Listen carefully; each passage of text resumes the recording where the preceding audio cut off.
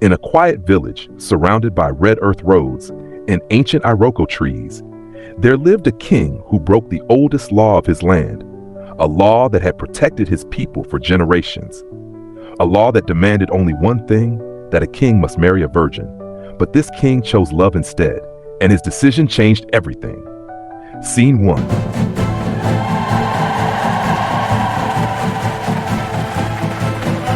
When Oba-Nwafor II was crowned in Umudike, the people rejoiced. The drums echoed for 7 days. Women danced. Masquerades filled the square. He was young, educated, wise beyond his years.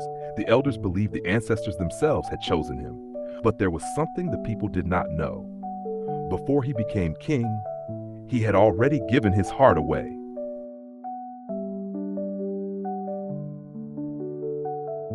In Umudike, tradition was not a suggestion, it was law. And the greatest law of all, a king must marry a virgin. The purity of the queen was believed to protect the throne, to bring rain, to give fertile harvest, to keep death away from children. It was not to be questioned, it was not to be broken. But love does not understand tradition. Her name was Amara, strong, intelligent, fearless. She had lived before, she had loved before. And in Umudike, that was enough to condemn her. But to Nwafor, she was everything. When the elders presented young virgins from noble families, the king refused, again and again. But one evening, beneath the ancestral staff, he made his declaration. I will marry Amara. Silence fell over the palace. Scene 4, the warning. But my king, you know the law of our land. I know it well, but the times demand action. A king must marry a virgin. The purity of the queen was believed to protect the throne. But Nwafor did not change his mind. And so, without celebration, without masquerades, without blessings from the shrine, the king married Amara. At first, nothing happened. Then the rain stopped. The river began to shrink. Crops failed. A child died in the night. Every misfortune had only one explanation. The land is angry. The gods have rejected the queen. Women whispered in the market. Look at her strutting in like that. I know. Who does she think she is? Probably thinks she's better than us. Children were warned not to look at her.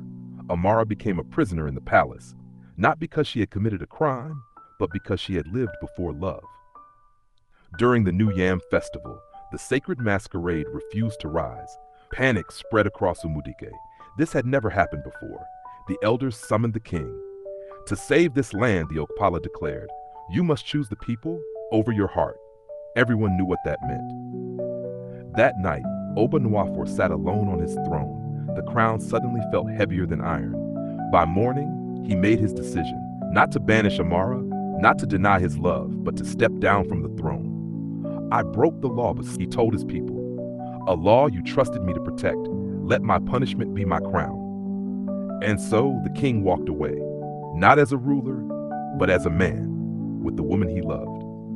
Months later, the rains returned. Another king was crowned. Life moved on. But the people of Umudike never forgot Oba-Nwafor II, the king who chose love and paid the price.